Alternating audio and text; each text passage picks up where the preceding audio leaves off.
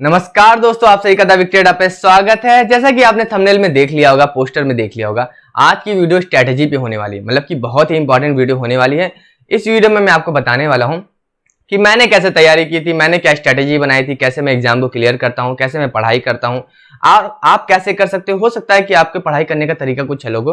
तो इस वीडियो में मैं आपको अपनी सारे तरीके बताने वाला हूं, स्ट्रैटेजी बताने वाला हूं कि दिल्ली पुलिस और आईटीबीपी की तैयारी आप कैसे करो कि एग्जाम आपका क्लियर हो जाए। A to Z स्ट्रेटेजी बताऊंगा, पॉइंट बाय पॉइंट बताऊंगा और आपको वीडियो देख के बहुत ही मजा आने वाला है, क्योंकि मैं ऐसे आपको समझाऊंगा ना कि आपको बिल्कुल लगेगा ही नहीं कि मैं टीचर हूं। ऐसे लगेगा कि कोई आपका दोस्त आपसे बात कर रहा है और आपको समझा रहा है। तो मैं सारी चीजें आपको बताऊंगा। उसके लिए आपको करना क्या है, वीडियो को लास्ट तक देखना है। चैनल पे नए हो तो नीचे रेड कलर सब्सक्राइब का बटन इसको प्रेस कर देना है।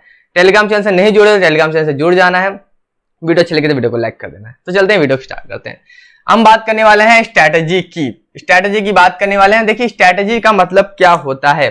स्ट्रैटेजी का मतलब होता है कि कोई ऐसा हमने तरीका अपना लिया है, ऐसा तरीका अपना लिया है कि जिससे वो काम आसानी से हो गया।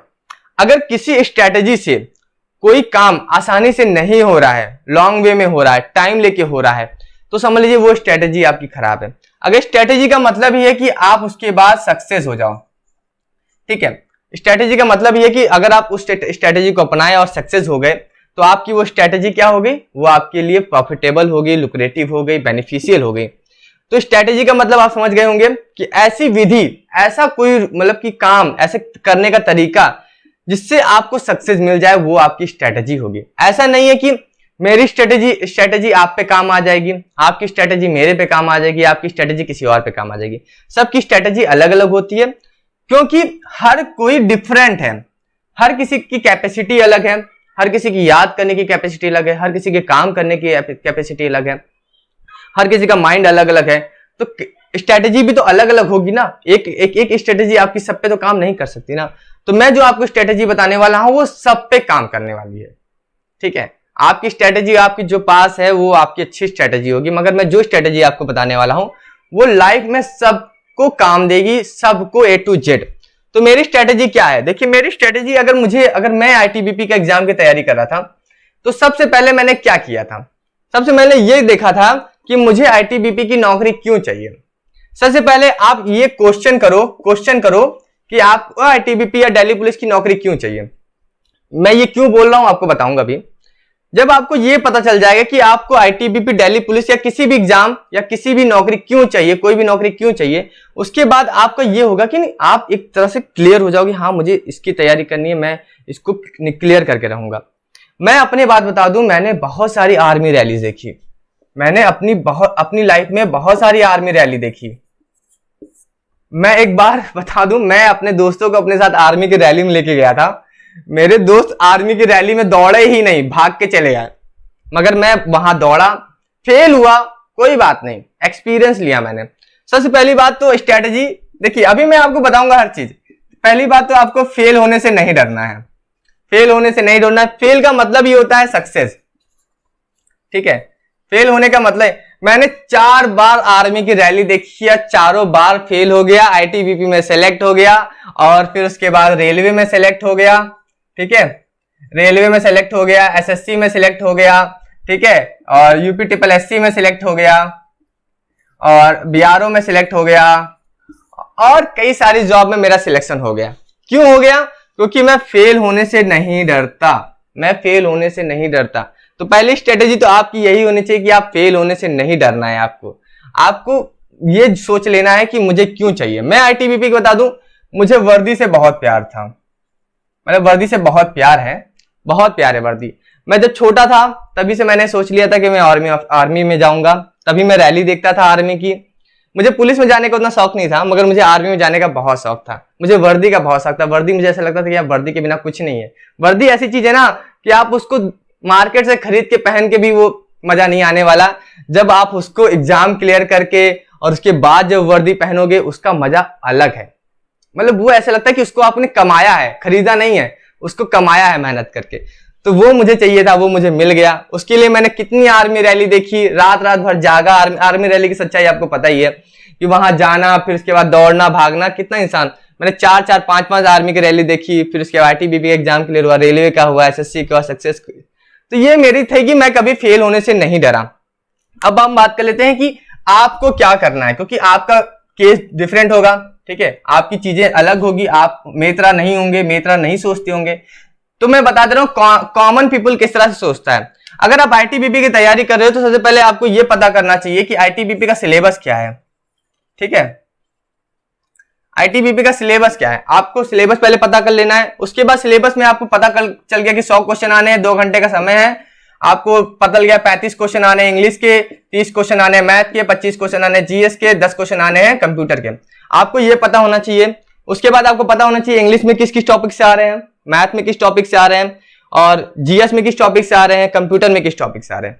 आपका जब ये क्लियर हो जाएगा तो आपको पता चल जाएगा कि आपको पढ़ना क्या है, ठीक है। आपने पढ़ लिया, बहुत सारा पढ़ लिया, ठीक है। अब यहां पर तो बच्चे कर लेते हैं, यहां तो बच्चे पढ़ तो लेते हैं, मगर उसके बाद गलती क्या करते हैं, वो प्रैक्टिस नहीं करते हैं, ठीक है, वो प्रैक्टिस नहीं करते। आप कितना भी पढ़ लो, जब मैं अपनी तैयारी कर रहा था, मैंने करीब 2017 लास्ट में तैयारी स्टार्ट की थी, मैंने कोचिंग ज्वाइन की, मैं पढ़ा, कोचिंग में जाके सीखा सब कुछ, मगर मैंने एक गलती कर दी। मैं 2017 में हुआ और 2017 में 6-7 में मैंने एग्जाम दिए, मेरे एग्जाम में फेल हुआ। मैं क्यों हुआ, क्योंकि मैं प्रैक्टिस नहीं करता था, ठीक है, मैं प्रैक्टिस नहीं करता। मैं सोचता था कि मैं पढ़ लिया हूं, मैं एग्जाम में जाके कर लूंगा। मेरे दिमाग में वैसा ये रहता था, यार मैं अब तो पढ़ लिया हूं, अब क्या होगा, एग्जाम में जाके कर लेंगे, घर पे प्रैक्टिस करने से क्या होता है। तो प्रैक्टिस आप पढ़ो इसको, ठीक है, आप पूरा सिलेबस कंप्लीट करो, उसके बाद प्रैक्टिस में लग जाओ। आप देखो ITBP का अभी फिजिकल की डेट नहीं आई है, दिल्ली पुलिस का एग्जाम सितंबर में बोला गया, सितंबर में हेल्ड होगा, मगर अभी कोई फिक्स नहीं है, टेंटेटिव डेट है।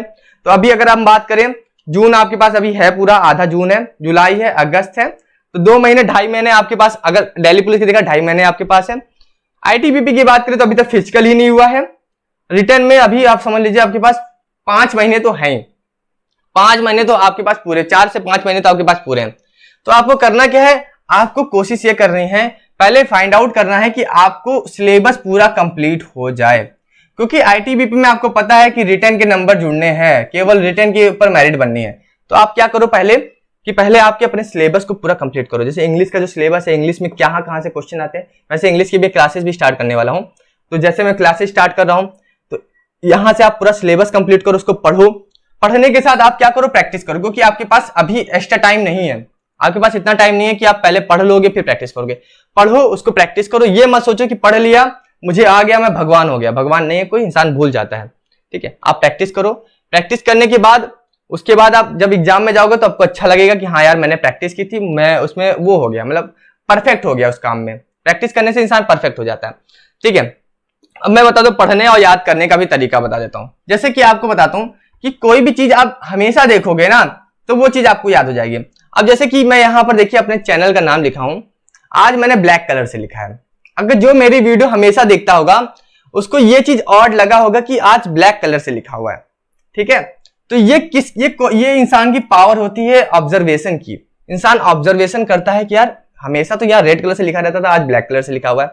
तो पढ़ने का सीधा अगर देखा जाए संबंध माइंड से है। आप चीजों को रिवाइज करो, प्रैक्टिस कर लिया, ठीक है, रिवीजन भी करो, रिवीजन, ठीक है। मैं रिवीजन बोल रहा हूं, रिवीजन मतलब क्या होता है, किसी चीज को बार बार रिपीट करना।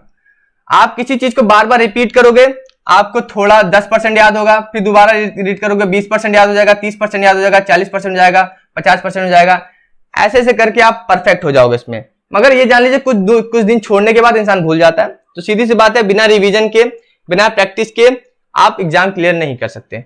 आप सिलेबस कंप्लीट कर लोगे, प्रैक्टिस नहीं करोगे, रिवीजन नहीं करोगे तो आपका एग्जाम क्लियर नहीं होगा। स्ट्रेटेजी मैं बता रहा हूं, करना क्या है आपको, हर एग्जाम के बारे में बता रहा हूं।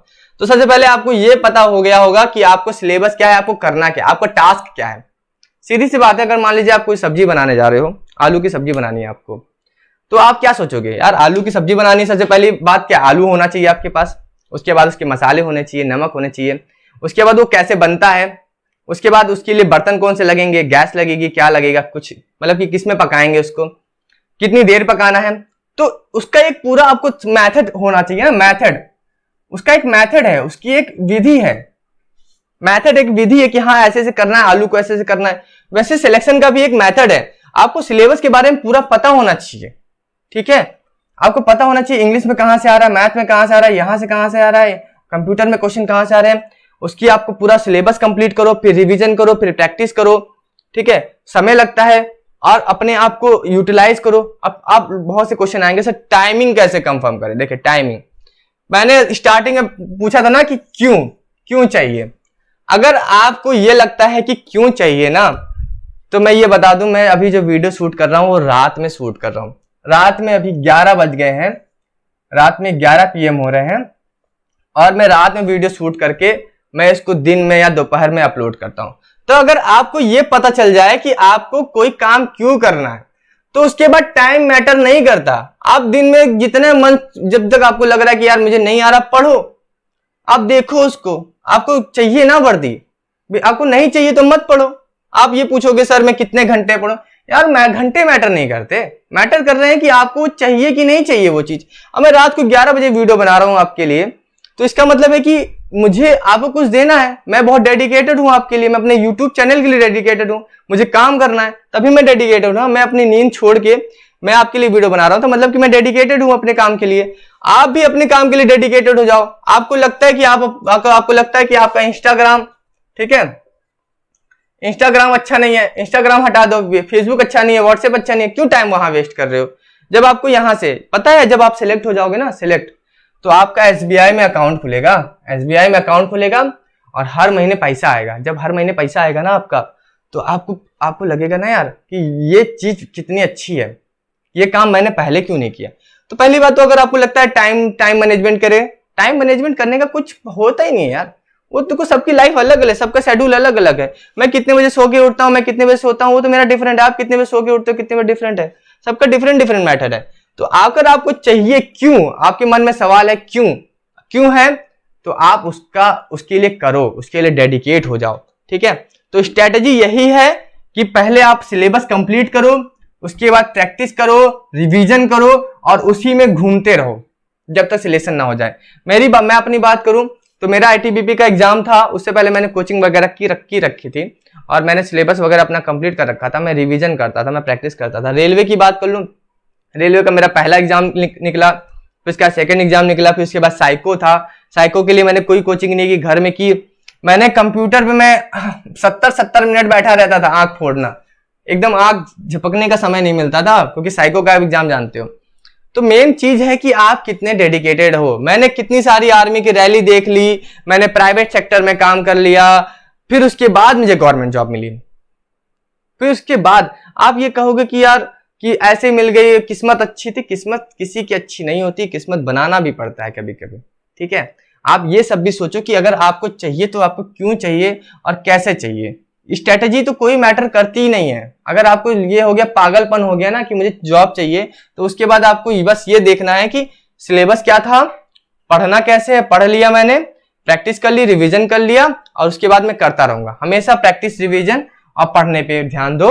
सिलेबस आपको बस क्लियर होना चाहिए। मेन बात तो यहीं पर फंसती है कि सिलेबस आपका क्लियर होना चाहिए। एक बार आपका सिलेबस क्लियर हो गया, उसके बाद सारा सब कुछ क्लियर हो गया। उसके बाद प्रैक्टिस, रिवीजन पे ही आप डिपेंड रहो, आपका सिलेक्शन हो जाएगा, ठीक है। तो मैं अपनी बात करूं तो मैं तो ऐसे ही पढ़ता रहता हूं, ठीक है। जब मुझे समय मिलता है, जब मिलता है समय, मैं तब पढ़ता हूं। जब मुझे समय मिलता है तब मैं वीडियो बना लेता हूं। और मैं इस तरह से आपको देखो, मैथ की क्लासेस भी आपको मैंने डाल दी है, और क्लासेस भी मैं ऐसे डालता रहूंगा आपके लिए। इंग्लिश की क्लासेस भी लेके आऊंगा, तो सब चीज लेके आऊंगा। मुझे दिन में टाइम नहीं मिल पाता, इसलिए मैं रात में शूटिंग करता हूँ, रात में शूट करता हूँ, दिन में अपलोड करता हूँ, उसको टाइमिंग शेड्यूल कर देता हूँ। तो आप को भी डेडिकेट होना पड़ेगा, मेन बात यही है। अगर आप डेडिकेट नहीं होगे, 248 सीट है, ठीक है, 248 सीट है, उसमें LDC वालों की भी सीट है 90 सीट, या कोई सीट 90 है, हाँ 90 सीट है शायद। उसके बाद आप ये सोच लो कि कितना कंपटीशन है। जम्मू कश्मीर से लेकर कन्याकुमारी तक लोग फॉर्म भर रहे हैं। मेरे पास तो हर जगह के लोग देखते हैं, मैंने मैसेज आया मेरे पास। सोचो आप इतना कम सीट पे अगर आप ये सोचोगे कि यार मेरे पास अभी ये नहीं है, मेरे पास वो नहीं है, मैं कौन सी बुक खरीदूं। यार मैंने बुक के बारे में बताया था आप लोगों को कि बुक ये खरीद लो। GS के लिए बताया था, सिलेबस के लिए भी पूरा प्रीवियस ईयर पेपर भी दिखाया था, उसको एनालिसिस भी कराया था। हर चीज मैंने करा रखी है अपने चैनल पे। स्ट्रैटेजी भी बता दी कि स्ट्रैटेजी में पहले आपको अपना सिलेबस पूरा कंप्लीट कर रखना है, प्रैक्टिस करनी है, रिवीजन करना है, और यही आपका स्ट्रैटेजी होता है हर एग्जाम में। कोई अलग से स्ट्रैटेजी नहीं होती। आप किसी से भी पूछ लो, कोई भी जो किसी भी एग्जाम की तैयारी, कोई भी काम करता है, उसकी कोई स्ट्रैटेजी नहीं होती। बस उसको क्या होता है, उसका एक मेथड पता होना चाहिए कि उसका प्रोसीजर क्या है। ठीक है, प्रोसीजर क्या है इसका? प्रोसीजर आपको पता है कि पहले फिजिकल होगा, फिर रिटर्न होगा, फिर इसके बाद स्किल टेस्ट होगा, फिर मेडिकल डॉक्यूमेंटेशन होगा। आपको मेथड पर प्रोसीजर पता होना चाहिए, प्रोसीजर के पास हर प्रोसीजर के बारे में पता होना चाहिए कि फिजिकल में क्या क्या चीजें होंगी, रनिंग कितनी होगी, लॉन्ग जंप कितनी होगी, हाई जंप कितनी होगी, हाइट कितनी चाहिए, चेस्ट कितना चाहिए। आपको ये सब चीजों की पूरी जानकारी होनी चाहिए। फिर सिलेबस की जानकारी होनी चाहिए। हर चीज की जानकारी आप अपने पास रखो, उसके बाद तैयारी करके रखो। कोई कंफ्यूजन मत रखो, कोई डाउट मत रखो, हर चीज एकदम क्लियर रखो। उसके बाद आप किसी से ज्यादा चर्चा भी मत करो। अगर आपको कोई सोच रहा है कि यार ऐसे तैयारी करने दो, कोई बात नहीं, किसी की सिलेक्शन नहीं, तो आप किसी से बताओ भी मत। ठीक है, मैं अपने बता देता हूं कि जब मेरा सिलेक्शन हुआ तो मैं इलाहाबाद का मैं रहने वाला हूं। इलाहाबाद से मैं एक लौता बंदा था। 239 सीट थी, इसमें एलडीसी वालों की भी सीट थी। ठीक है, 239 सीट में मैं एक मतलब टोटल 162 सीट थी हमारी, 162 सीट थी, उसको किसमें एलडीसी वालों की भी सीट थी। इलाहाबाद से मैं एक लौता बंदा था, इलाहाबाद से एक लौता बंदा। इलाहाबाद से कोई भी सिलेक्ट नहीं। सोचो, इतनी बड़ी डिस्ट्रिक्ट है, उस डिस्ट्रिक्ट से कोई भी बंदा सिलेक्ट नहीं हुआ, मैं ही हुआ। तो कहीं ना कहीं मेरा जो सोचने का तरीका था, मेरे काम करने का, मेरा डेडिकेशन, और मैं मतलब कि पागल रहता उसके, मैं पागल था वर्दी के पीछे, मुझे वर्दी चाहिए थी, वर्दी चाहिए थी, वर्दी चाहिए थी, वर्दी में लेके रहा। तो पागलपन आपका होना चाहिए हर काम के लिए। आप किसी को मत बताओ। हर इंसान आपको सोचेगा कि नहीं यार ये नहीं कर पाएगा, ये नहीं। हम मुझे भी बहुत लोग बोलते थे कि यार नौकरी नहीं लगेगी, ऐसे ही सब बोलते हैं, सरकारी नौकरी ऐसे नहीं लग जाती। मगर डेडिकेशन होना चाहिए आपका। आप किसी को अपना डेडिकेशन मत बताओ कि मैं कितना पढ़ता हूँ, कितने घंटे पढ़ता हूँ। आप अपने काम को चुपचाप करो। जब आप सिलेक्ट हो जाओगे ना, जब आपका सिलेक्शन हो जाएगा, उसके बाद वही लोग है ना, वही लोग बोलेंगे यार ये तो बहुत पढ़ता था, ये बहुत मेहनत करता था। तो डेडिकेशन आप किसी को मत बताओ, अपना काम किसी को मत दिखाओ। जब आप काम कर लोगे, जब जमाने को दिखाओगे, तो जमाना आपके सामने ताली बजाएगा। तो वीडियो को यहीं एंड करते हैं। अगर वीडियो अच्छी लगी है तो वीडियो को लाइक कर देना, चैनल पे नए हो तो चैनल को सब्सक्राइब कर देना। अभी के लिए लेते हैं अलविदा, मिलते हैं नेक्स्ट वीडियो में। Thank you so much.